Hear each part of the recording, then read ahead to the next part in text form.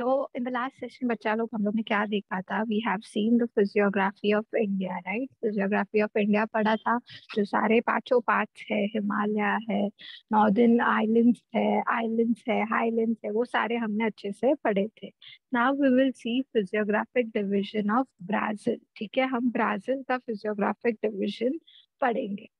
Large part of Brazil is occupied by highlands, plateaus, and small mountains.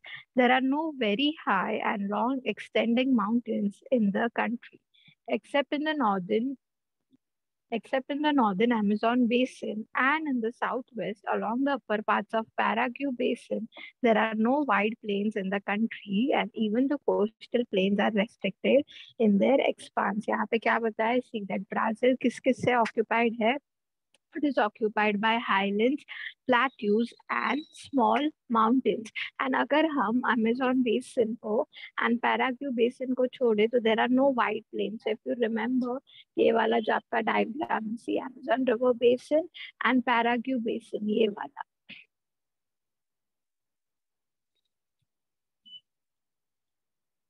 Yeah. Amazon river basin ये और पैराग्यू basin को ये वाला, इन दोनों को अगर हम छोड़े तो यहाँ पे क्या, there are no wide plains के, एकदम वाइड प्लेन्स नहीं है, सिर्फ ये दो रीजन में ही वाइड प्लेन्स है in the entire country of Brazil. And even the coastal plains are restricted in their expanse. Now we will see the physiographic division of Brazil के कौन कौन से. हमारे इंडिया के 5 थे, ब्राजील के भी 5 है. सी, first is you have the highlands, then you have the great escarpment, then you have the coastal region, फिर plains है and island groups है. ठीक है, are these 5 clear? Now we will study one of them. First one is the highlands. Highlands के बारे में हम देखते हैं.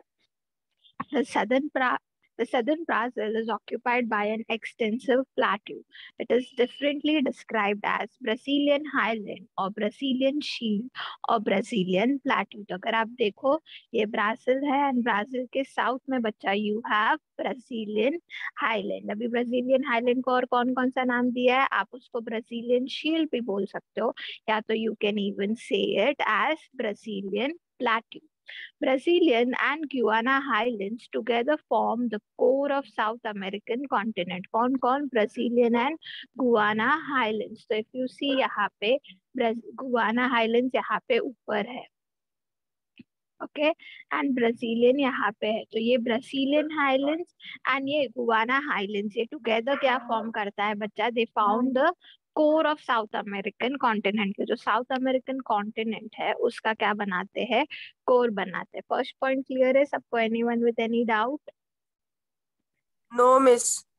No miss. चलो ठीक है, अपन सेकेंड पॉइंट देखते हैं. The main part of Guiana highland is in Venezuela and it extends up to French Guiana. ठीक है, कि गुआना हाईलैंड है, ये रहा गुआना हाईलैंड, उसका मेन पार्ट कहाँ है, कहाँ से स्टार्ट होता है? It starts from Venezuela and it extends up to French Guiana, के यहाँ से यहाँ तक उसका एक्सटेंशन है. ठीक है, ये फर्स्ट पॉइंट हो गया. सेकंड क्या है? In Brazil it covers the states of Roraima, पारा एंड अमप्पा इन द नॉर्थ. अभी बच्चा ये वाले पे मैप पे है ना, आपके स्टेट्स नहीं दिए, सिर्फ जो मेन प्लेसेस है उनको हाईलाइट किया. तो आप अज्यूम कर सकते हो कि यहाँ पे वो स्टेट्स होंगे जो यहाँ पे बताए गए. कौन से स्टेट्स है? यू हैव या रोराइमा, पारा एंड अमप्पा, ये तीन कहाँ पे? In the north. The lower part of these highlands is found in Brazil. के ये तीनों स्टेट्स के लोअर पार्ट है ना, वो यहाँ पे ब्राजील में फाइंड आउट है. मतलब यहाँ पे वो स्टेट्स होंगे ऐसे. तो उसका जो लोअर पार्ट है वो नॉर्थ में है ब्राजील के. Are you guys getting it? Yes miss. Okay, देखो. Yes, the lower miss. part of the lower part of these islands is found in Brazil, but the highest peak of Brazil, Pico de Neblina, is 3014 meter high and lies on the border between Brazil and Venezuela. कौन सा highest peak है? Pico de Neblina. कहाँ पे lie होता है? यहाँ पे. कौन से प्लेस बोले? Between Brazil and Venezuela. तो ये ब्राजील है पूरा एंड यहाँ पे वेनेजुला के बीच में you have a peak which is Pico de Neblina, जो उनका हाईएस्ट पीक है. यहाँ पे I will show you the pictures. It looks something like this. चलो next point, the regions to the east and the south of Brazilian highlands have an altitude of more than 1000 meter. East and south, तो यहाँ पे देखो, यहाँ पे east हो गया and यहाँ पे south हो गया, तो उनका क्या है, see if you see most of it is in yellow and orange part. मतलब क्या, orange क्या है, यहाँ पे देखो बच्चा 1000 meters है, that is more than 500 meters, मतलब 500 के ऊपर orange part है. तो यहाँ पे if you see to the east and south you can find yellow region and orange region. तो ये region क्या हो गया, between 500 and 1000 meter. और क्या बताया, see the highlands gradually slope towards the north and slopes are not very steep. के ये जो हाईलैंड्स है, अभी दूसरा हाईलैंड, ये एक ब्राजीलियन हाईलैंड के बारे में बता दिया कि यहाँ के रीजन क्या है, मोर देन 500 मीटर्स है. अभी यहाँ पे बता रहे कि जो दूसरा हाईलैंड है, गुआना हाईलैंड, वो कौन से डायरेक्शन में जा रहा है, देखो it is mostly towards the north. तो ये दूसरे हाईलैंड के बारे में बताया ऐसी. Yeah, the highlands gradually slope towards north and slopes are not very steep. और वो जो slopes है वो क्या है, they are not very steep. Next देखते हैं, the tributaries of Amazon flowing through this region make rapids waterfall. Towards the north, the slopes are steep but not abrupt. A number of rivers take off from the terminal portion of the highlands and flow northwards towards to meet Atlantic Ocean. के जो tributaries है ना Amazon River Basin के, यहाँ पे you have Amazon River Basin, तो इसके tributaries यहाँ पे नीचे जाते हैं towards south, and देखो बच्चा ये यहाँ पे towards north भी जाते हैं, दिख रहा है सबको, north में भी जाते हैं. Yes, miss. या तो ये नॉर्थ के ट्रिब्यूटरीज के बारे में बताया गया है. The tributaries of Amazon flowing through this region, या towards the north the slopes are steep but not abrupt. के ये जो नॉर्थ के वहां पे है, इट इज नॉट, यहाँ पे बताया कि नॉट वेरी स्टीप, एकदम नॉर्थ की तरफ. एंड ये जो ट्रिब्यूटरीज जा रहे हैं वो थोड़े से स्टीप है, but it is not that abrupt. And a number of rivers take off from the terminal portion of the highlands and flow towards to meet Atlantic ocean. के ये कहाँ पे फ्लो होते हैं, towards to meet Atlantic ocean. मतलब ये देखो यहाँ से ये वाला पार्ट हम लोग ने देखा, एंड यहाँ पे जो ये जा रहे हैं ट्रिब्यूटरीज, वो नॉर्थ एटलांटिक ओशन को मीट करने के लिए फ्लो करते. इज इट क्लियर बच्चा? ये पूरा आपका क्या हो गया, फर्स्ट फिजियोग्राफी हो गया ब्राजील का, विच was the highlands. Is it clear? कोई भी पॉइंट में डाउट है? No, miss. Okay. Chalo. Now we have the second physiography, which is the Great Escarpment. Though it occupies a very small area, the nature of its slope and the effect it has on the climate makes it a separate physiographic region. कि अगर यहाँ पे ना actually Brazil के map में बताया नहीं, ये देखो यहाँ पे है एस्कारपमेंट. ठीक है, तो अगर आप देखो कि पूरे ब्राजील का ये बच्चा, ये पूरे ब्राजील का मैप है, देखो अभी इसमें ये इतना पूरा मैप है, इसमें एस्कारपमेंट का कितना छोटा सा जगह है, तो इसको अलग से फिजियोग्राफी क्यों बताया. यहाँ पे Brazilian islands, Amazon river basin है, गुआना हाईलैंड्स है, ये तो बड़े बड़े पार्ट है, तो इनको आप फिजियोग्राफी में लेते हो तो बराबर बात है. बट यहाँ पे इफ यू सी एस्कारपमेंट, ये तो कितना छोटा सा रीजन है, तो इसको फिजियोग्राफी में अलग से क्यों काउंट किया गया है, because yeah, though it occupies a very small area, but the nature of its slope and effect it has on the climate, कि उसका effect जो है ना वो छोटा सा escarpment है, पर उसका जो effect होता है climate पे, and उसका जो slope है वो एक अलग type का slope है, and that is why ये दो point valid है क्यों उसको separate physiographic region बनाने के लिए. The eastern side of the highland is demarcated because of the escarpment. In this region, the altitude of escarpment is 790 meter. के the eastern side of highlands, के जो यहाँ पे highland है, Brazilian highland, उसका eastern side जो है, मतलब ये वाले part में, इतना part पूरा eastern part,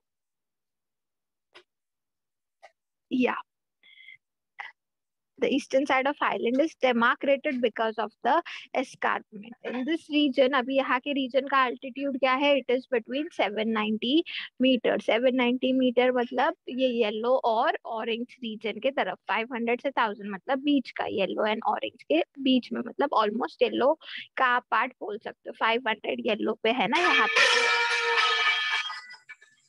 येलो का पार्ट बता सकते हो वैसे. इसका रीजन कितना आता है? The escarpment is 790 metre. In some regions the height decrease gradually, कम होते जाता है, it doesn't increase. The escarpment is very steep, particularly from Sao Paulo to Porto Alegre. तो यहाँ पे इफ यू सी, नहीं बताया ना, ठीक है ठीक है, इसमें ज्यादा डायग्राम्स नहीं है, बट एक ये चीज बच्चा याद रखना कि उसका स्ट्रक्चर कैसे स्टीप हो जाता है. जो एस्कार्पमेंट है वो कहाँ से स्टीप होता जाता है? साओ पोलो रीजन से लेके पोर्टो एलेग्री तक. तो ये पोर्शन से वो क्या होता जाता है? The escarpment tends to become steep. The escarpment act as a barrier to the southeast trade winds, giving rise to the rain shadow area in the northern east part of the highlands. देखो अभी ये escarpment क्या काम करता है? It acts as a barrier कि जो southeast trade winds है, यहाँ से जो southeast winds आती है, ये वाली है south, नीचे वाला पार्ट एंड ईस्ट, यहाँ से जो विंड्स आती है वो उसको एज अ बैरियर प्रोटेक्ट करता है. And that is why escarpment छोटा सा रीजन है तो भी हम लोग ने उसको फिजियोग्राफी में काउंट किया. Why? Because it acts as a barrier. See, it acts as a barrier to the southeast trade winds, giving rise to the rain shadow area in the northeastern part of the highlands. And ये जो highlands है ये वाला, उसका जो north eastern part है उसमें फिर इट हेल्प ब्रेन होने के लिए. अगर ये इसको ब्लॉक करता है तो यहाँ से में भी जाता होगा वैसे. इसके लिए एस्कार्पमेंट को हम अलग से एज अ फिजियोग्राफी में काउंट करते हैं. See, the region to the north of this area is called as drought quadrilateral. ठीक है, ये एस्कार्पमेंट के जो नॉर्थ का रीजन है ना, उसको हम लोग क्या बोलते हैं? ये एस्कार्पमेंट के नॉर्थ का रीजन, यहाँ सॉरी यहाँ पे उसको हम क्या बोलते हैं? It is known as drought quadrilateral. समझा बच्चा? इतना पार्ट समझा? एस्कार्पमेंट समझा? Yes, miss. Okay. Yes, So miss. now we will start studying from textbook because online भी क्या इतने पिक्चर्स अवेलेबल नहीं थे. तो मैंने एक, मुझे ये वाला दिखा पिकोडे नेब्लिना का, तो मैंने डाल दिया था. ये वाला पूरा हम लोग ने खेल कर दिया. यहाँ पे द ग्रेट एस्कार्पमेंट भी हम लोग ने पढ़ लिया. Now we will study the coast of Brazil which is the third physiography. ठीक है. Yeah. Brazil has a coastline of about 7,400 kilometers. One may divide that into two parts, namely northern and eastern coast. जैसे हमारा था वैसे हम लोग ने भी हमारे उसमें दो कोस्ट में डिवाइड किया था, the northern coast and the eastern coast. वैसे ही ब्राजील का ये याद रखने का बच्चा, कोस्ट लाइन कितना है? It is of 7,400 kilometre. उसको भी दो पार्ट्स में डिवाइड किया है, विच इज एक को नॉर्दर्न कोस्ट बोला है, एक को ईस्टर्न कोस्ट बोला है. The northern coast extends from Amapá province in the north to Rio de Grande to Norte in the east. This can be also known as North Atlantic coast. अभी यहाँ पे problem क्या है? वो लोग ने वो regions ही बताए नहीं हैं. That is why it is a little bit difficult for us to understand. But आप ऐसे याद रख सकते हो कि North Atlantic region को कौन सा बताया गया है? सी, नॉर्थ अटलांटिक कोस्ट कौन सा है? कहाँ कहाँ से एक्सटेंड होता है? It extend from Rio de Grande de Norte से लेके अमप्पा प्रोविंस तक. तो ये दो रीजन से जो एक्सटेंड होता है, that is the north.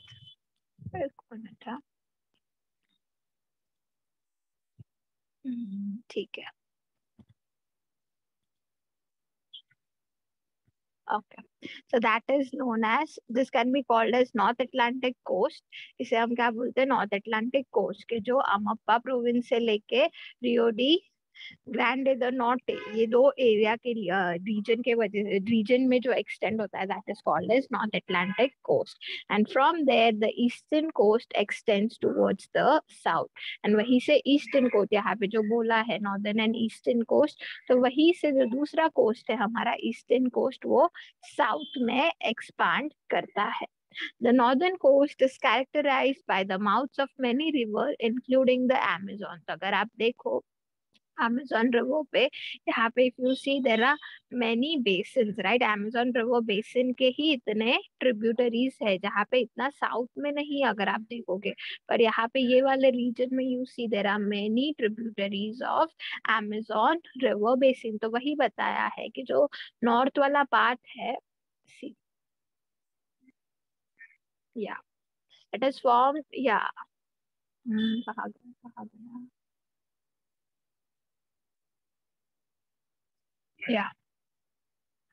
The northern coast is characterized by mouths of many rivers, including the Amazon.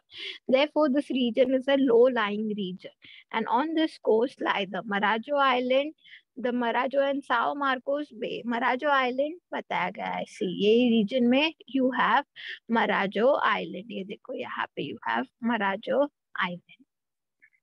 तो यहाँ से यहाँ तक एक्सटेंड होता है नॉर्दर्न आइलैंड, एंड फिर यू हैव ईस्टर्न कोस्ट, ये वाला पार्ट. वैसे तो एक नॉर्दर्न कोस्ट का हम लोग ने देखा, नॉर्दर्न कोस्ट का क्या था, दो रीजन से एक्सटेंड होता है. कौन कौन से वो रीजन है, एक मिनट. या it is from Amapa province to Rio de Grande the Norte, and फिर उसको हम क्या बोलते हैं, we also call it as north Atlantic coast. फिर हम लोग ने देखा नॉर्दर्न कोस्ट में क्या है, there are many rivers in, there are many tributaries of Amazon. वो रीजन को क्या बोला गया है, it is known as low-lying region.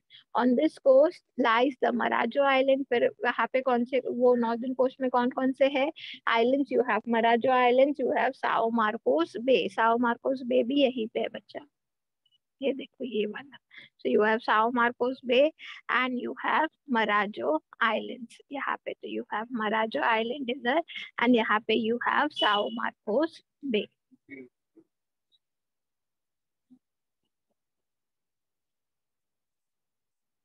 Yes. Marajo is a large coastal island located between the mouths of river Amazon and river Tocantins. तो Amazon हम लोग ने देखा, यहाँ पे आता है Amazon Island, and यहाँ पे you have river Tocantins. तो ये दोनों के बीच में Marajo Island lie करता है. Now we will see the eastern coast. ये पूरा हम लोग ने किसके बारे में पढ़ा, नॉर्दर्न कोस्ट के बारे में पढ़ा. यहाँ पे हम लोग ने ऊपर देखा कि दो डायरेक्शंस में डिवाइडेड है, नॉर्दर्न एंड ईस्टर्न. तो अब हम ईस्टर्न के बारे में पढ़ेंगे. The eastern coast receives a large number of small rivers. The only main river here meets the Atlantic Ocean is Sao Francisco. The Brazilian coast is characterized by a large number of beaches and sand dune complex. क्या बताया बच्चा eastern coast के बारे में, कि यहाँ पे क्या होता है, स्मॉल रिवर्स मीट करते हैं, एंड कहाँ पे, Atlantic ocean here is San Francisco. तो यहाँ पे देखो, यहाँ पे इफ यू सी ईस्टर्न में यहाँ पे ट्रिब्यूटरीज नहीं है, इतने छोटे छोटे एक दो आ रहे हैं, तो वही आ रहे हैं. यहाँ पे क्या है, सैन फ्रांसिस्को रिवर, एक ही बड़ी रिवर यहाँ पे दिखाई देती है. दिख रहा है बच्चा सबको.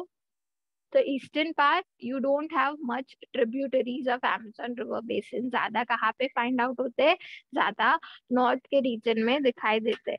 इज इट क्लियर बच्चा, ईस्टर्न में कौन सा है, आपको सिर्फ एक साओ फ्रांसिस्को रिवर है. Clear everyone? Yes, miss. Yeah. Yes, miss. Okay.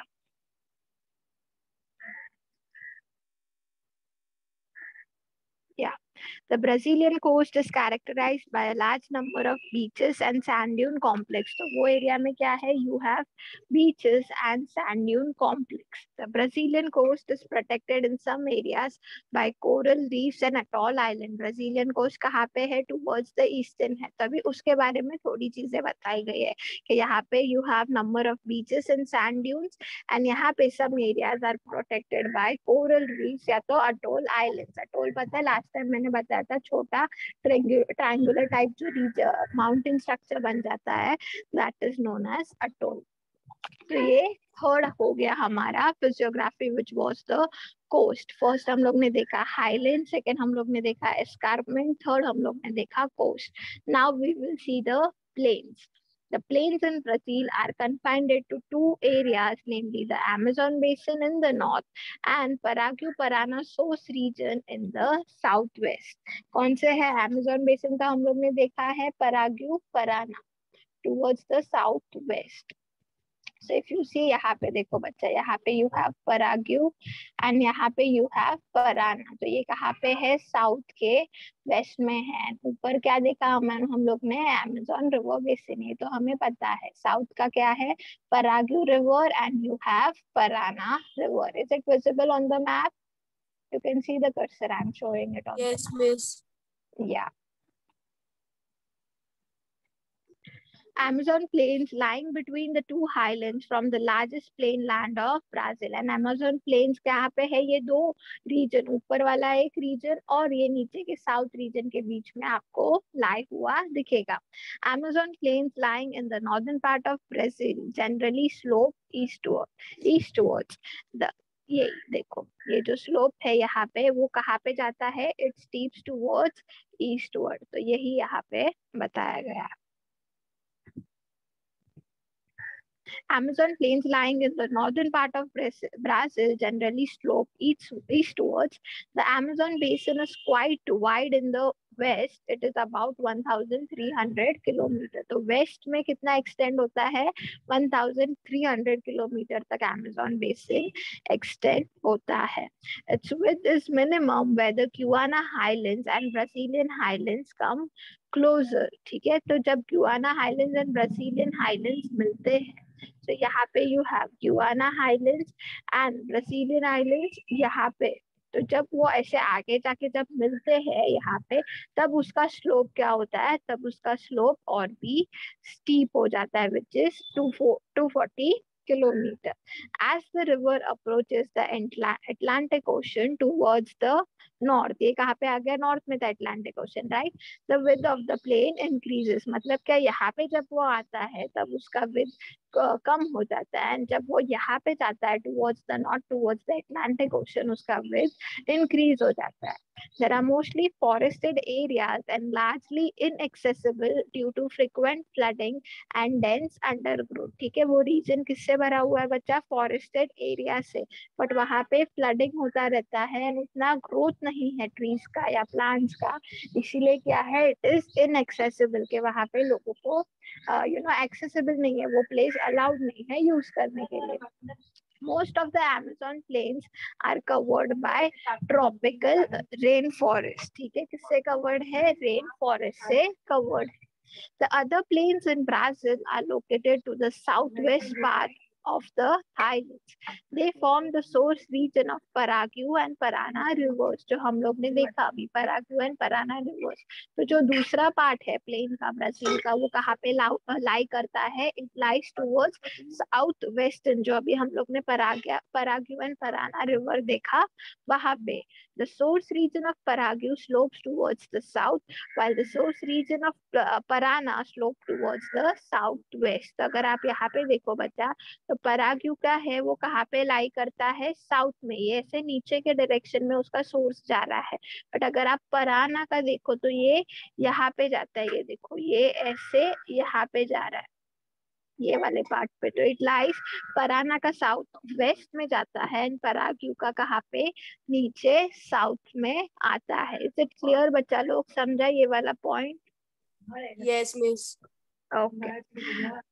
Pantanal is one of the largest wetlands in the world. It lies towards the southwestern part of the highland areas.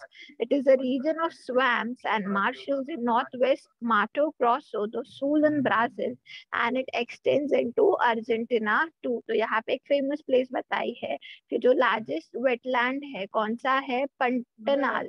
पूरे world में वो कहाँ पे है? It is towards the south west part of the highland highland area के, जो Brazilian highland था उसके साउथ वेस्ट पार्ट में ये जो लार्जेस्ट वेटलैंड है वर्ल्ड का पंटनाल, वो वहां पे दिखाई देता है। It is region of swamps and marshals, ठीक है, वो रीजन कैसा है, स्वैम्प्स एंड मार्शल्स का है, एंड प्योरली ब्राजील में बताया गया तो वो कहाँ पे फाइंड होता है, इन द नॉर्थ वेस्ट माटो ग्रोसो द सूल इन ब्राजील। ये प्योर प्लेस है ब्राजील में, कहाँ पे वो है, एंड कहाँ तक एक्सटेंड होता है, ब्राजील के बाहर अर्जेंटीना तक एक्सटेंड होता है। तो ये था क्या बच्चा, ये पूरा आपने कोर्स देख लिया है। This was the fourth physiography. Now you have the islands physiography which is the last one. Besides the mainland, some islands are also included in Brazil. They can be classified into coastal islands and marine islands, ठीक है। Coast को हम लोग ने दो parts में divide किया था, northern and eastern coast. Islands को किस दो पार्ट में डिवाइड किया है, coastal islands and marine islands, ठीक है। Most of the coastal islands have form due to deposition, right. हम लोग को पता है रिवर फ्लो होती है, तो रिवर फ्लो के साथ जब वो अपनी सेडिमेंट्स एक पॉइंट पे छोड़ जाती है तो उसको क्या बोलते हैं, हम डिपोजिशन बोलते हैं। एंड ये आइलैंड्स कैसे बनते हैं, यही रिवर के डिपोजिशन के वजह से आइलैंड्स बनते हैं। तो ये जो फर्स्ट डिविजन है कोस्टल आइलैंड्स, वो किसके वजह से बने हैं, यही रिवर के डिपोजिशन, रिवर के सेडिमेंट्स के वजह से बने हैं। Marine islands were a part of the main land. They are more than 300 kilometre away from the mainland and the Atlantic Ocean। और उसमें एक आइलैंड है, कौन सा बताया गया है, मरीन आइलैंड। उसका क्या था, वो अटलांटिक ओशन से 300 किलोमीटर के डिस्टेंस पे लोकेटेड है। तो एक आइलैंड के बारे में यहाँ पे बताया गया है। These islands are mostly rocky and they are the top of the submerged mountains. The island near the coast of South Atlantic Oceans are coral islands and they are called as atoll islands, ठीक है। कि वो जो marine island है, फिर उसके बारे में क्या बताया कि वो रीजन्स में जो सारे आइलैंड्स है वो कैसे है, दे आर मोस्टली रॉकी, ठीक है, रॉकी टाइप के है, एंड जो माउंटेन्स के बीच में से फॉर्म्ड होते हैं ना, जो माउंटेन्स के बीच में से फ्लो होते हैं वैसे वाले है। The islands near the coast of south Atlantic ocean, के जो साउथ अटलांटिक ओशन है उसके वहां पे जो आइलैंड्स है, they are called as coral islands and they are called atolls, ठीक है। वो क्या है, कोरल आइलैंड है, इसको अटॉल्स भी बोलते हैं। अटॉल्स बताया था बच्चा मैंने आप लोगों को लास्ट टाइम। स्मॉल, मैं आपको पिक्चर बताती हूँ तो आपको समझेगा। ये देखो पिक्चर में समझा ना,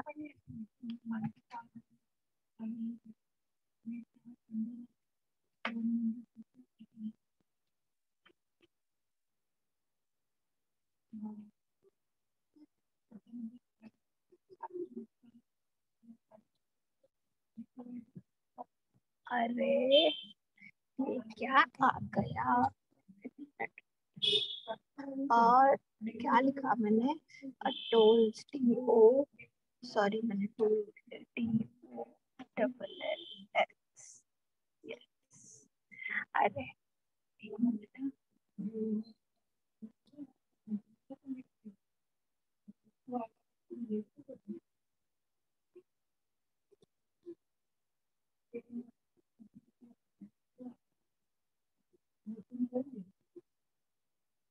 अटोल आइलैंड्स नहीं, ऐसा नहीं, मैंने एक्चुअली लास्ट टाइम में देखा था। मतलब क्या, जो माउंटेन के बीच में फॉर्म्स हो जाते हैं ना वैसे होते हैं ये, ऐसा। तो ये तो लैंड टाइप हो गया, बट मोस्टली वैसा होता है बच्चा। अटोल्स किसे बोलते हैं, it is a mountain like structure. ये वाला तो ऐसा नहीं गिना जाएगा, ये अलग हो जाएगा, ठीक है। ये तो आइलैंड है, ये कुछ अटोल बिटोल नहीं, मुझे भी बताया, ठीक है। बट अटोल क्या होता है, बेसिकली जो ऐसे माउंटेन लाइक स्ट्रक्चर जैसा फॉर्म हो जाता है, तो इतना ही पार्ट था आई गेस आपका आइलैंड्स का। या तो आइलैंड्स के बारे में बच्चा क्या बताया, फिफ्थ ज्योग्राफी छोटा है, स्मॉल है। It is divided into two parts, one is coastal islands and marine islands. ये दो पार्ट में डिवाइड किया। कोस्टल आइलैंड्स के बारे में क्या बताया गया है, ये क्यों फॉर्म होते हैं, because of river deposition. Marine island के बारे में क्या बताया है, ये मेन लैंड का एक पार्ट है, कितना कितना एक्सटेंड होता है, अटलांटिक ओशन से 300 किलोमीटर के डिस्टेंस पे है। ये आइलैंड्स कैसे है, they are mostly rocky and mountain में से सबमर्ज होते वाले हैं। एंड क्या बताया गया है यहाँ पे, ये जो साउथ अटलांटिक ओशन है उसके वहां पे जो आइलैंड्स है वो कैसे है, they are coral islands and उसे हम क्या बोलते हैं, अटोल्स बोलते हैं। That is how we conclude physiography. बच्चा हम लोग ने इंडिया का भी फिजियोग्राफी पढ़ लिया, हम लोग ने ब्राजील का भी पढ़ लिया। यहाँ तक कोई डाउट है क्या? No miss. चलो, अभी हमारा चैप्टर का नाम क्या था, फिजियोग्राफी एंड ड्रेनेज। तो हम लोग ने फिजियोग्राफी दोनों का पढ़ लिया। अब हम ड्रेनेज देखेंगे, ड्रेनेजेस रिवर सोर्स क्या है वो सब देखेंगे, इंडिया और ब्राजील का। ब्राजील से स्टार्ट करते हैं। Drainage of Brazil. As far as the drainage in Brazil is concerned, there are three major river basins, right? हमारे वहाँ पे भी we have a lot of river, but यहाँ पे देखा जाए तो सिर्फ 3 major river के source है। कौन कौन सा है? एक तो Amazon basin है, हमें पता है। फिर पराग्यू पराना है, वो भी हम लोग ने देखा। एंड एक साओ फ्रांसिस्को है in the eastern part of island and other river basin। तो ये तीनों के बारे में ही हम अभी डीप में पढ़ेंगे। कौन सा? एक ये अमेज़न रिवर बेसिन हो गया, एक यहाँ पे पराग्यू एंड पराना रिवर हो गया, एंड बच्चा ये साओ फ्रांसिस्को रिवर। ये 3 ही सोर्स है रिवर्स के। तो ड्रेनेज मतलब ही क्या, मैंने स्टार्टिंग में बताया था, जो रिवर वाला स्ट्रक्चर होता है, जो रिवर फ्लोइंग रीजन्स है उनके बारे में। तो यहाँ पे ये 3 सोर्स है, तब ये तीनों के बारे में हम ब्रीफ में पढ़ेंगे। तो ये एक रिविजन टाइप हो जाएगा, बिकॉज फिजियोग्राफी में भी हम लोग ने थोड़ा थोड़ा इनके बारे में पढ़ा है। तो हम देखते हैं, चलो। अमेज़न बेसिन के बारे में क्या बताया? सी, Amazon collects its headwater from the eastern slope of Andes Mountain in the Peru. Amazon River receives huge discharge. Peru यहाँ पे नहीं बताया गया, बट यहाँ पे टुवर्ड्स द नॉर्थ, यहाँ पे कोई पेरू रीजन होगा, वहां से वो क्या करता है, अपना ये कलेक्ट करता है, मतलब जो एक रिवर सोर्स है वो उसका वहां से। तो अमेज़न रिवर बेसिन के बारे में क्या बताया है, that it collects its headwater from the eastern slope of Andes Mountain in the Peru. उसका it receives a huge discharge, कि ज्यादा उसको अमाउंट में मिलता है। This is about 2 lakh cubic meter. As a result, Amazon washes off the load supplied to it from the catchment. And क्या करता है, flowing river है ना, तो जो सारा उसने डिस्चार्ज कलेक्ट किया रहता है वो क्या सारा फ्लो हो जाता है। कितना है उसका, 2 लाख मीटर, cubic meter। चलो, consequently sediments are not deposited even at the mouth। And ये जब फ्लोइंग रिवर है, यहाँ पे लिखा ना वॉशेस ऑफ, तो उसके जो सेडिमेंट्स है वो उसके माउथ के वहां पे डिपॉजिट नहीं होता है। मतलब क्या, नीचे यहाँ से ऐसे फ्लो हो रहा है ना नॉर्थ से, तो यहाँ पे वो डिपॉजिट नहीं होता, ऐसे फ्लोइंग है ना, तो वहां पे वो डिपॉजिट होता है वैसे। A dense network of distributaries which is a characteristic feature of river mouth areas is by and large absent in the mouth region of Amazon। के वहां पे क्या है, dense network of tributaries। यहाँ पे if you see उसके tributaries इतने नहीं है towards the mouth region, यहाँ पे उसके इतने tributaries नहीं है, बट कहाँ पे जाते हैं, towards the साउथ वाला, टुवर्ड्स द साउथ। मतलब ऐसे अगर आप देखो तो ये जो साउथ वाला रीजन है, यहाँ पे you will see most of its tributaries, and उसका जो माउथ वाला स्ट्रक्चर है यहाँ पे यू वोंट सी उतना ट्रिब्यूटरीज। ये क्यूबिक मीटर बराबर बोला ना मैंने, क्यूबिक मीटर पर सेकेंड। Yes miss. ठीक है, मेरे को लगा मैं भूल गई क्या कैसे बोलने का। चलो, a dense network of tributaries which is characteristic feature of river mouth। या क्या देखा हम लोग ने कि माउथ रीजन में उसके ट्रिब्यूटरीज इतने फाइंड नहीं होते हैं। Instead we find a series of island developed along the mouth of Amazon beyond the coastline in the Atlantic Ocean। बराबर, यहाँ पे ये वाला पार्ट समझ लो बच्चा कि उसके ट्रिब्यूटरीज फाइंड नहीं होते हैं। ये जो Amazon रिवर बेसिन है उसके ट्रिब्यूटरीज यहाँ पे नहीं है, उसके ट्रिब्यूटरीज क्या है, यहाँ पे ट्रिब्यूटरीज मतलब क्या, जो उसके साथ उसके अंदर से जो फ्लो होती है वो, तो यहाँ पे यू हैव ट्रिब्यूटरीज, तो यहाँ पे उसके माउथ वाले रीजन में क्या है, you will find islands, मराजो islands है, साओ मार्स्को बे है, तो यहाँ पे क्या है, छोटे छोटे आइलैंड फॉर्म हो गए हैं टुवर्ड्स द माउथ रीजन, तो वही यहाँ पे बताया है. Instead we find a series of island which is developed along the mouth of Amazon beyond the coastline in the Atlantic Ocean.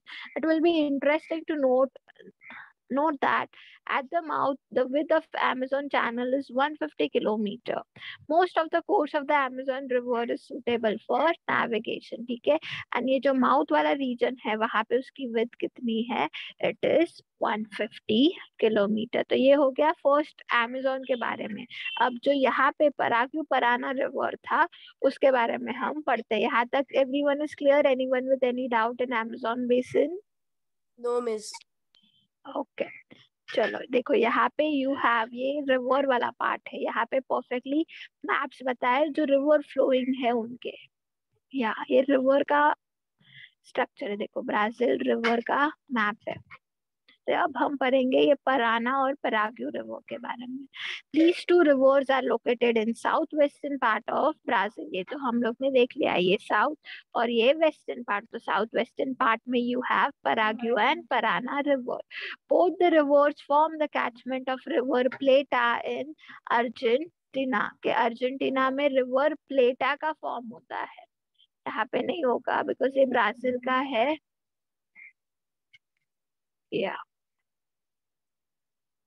यहाँ पे पारू भी था, देखो जो हम लोग पहले पढ़ रहे थे ना वो. ठीक है चलो, बट यहाँ पे क्या हो गया, ये दोनों रिवर से क्या है, they are catchment of river Plata in Argentina.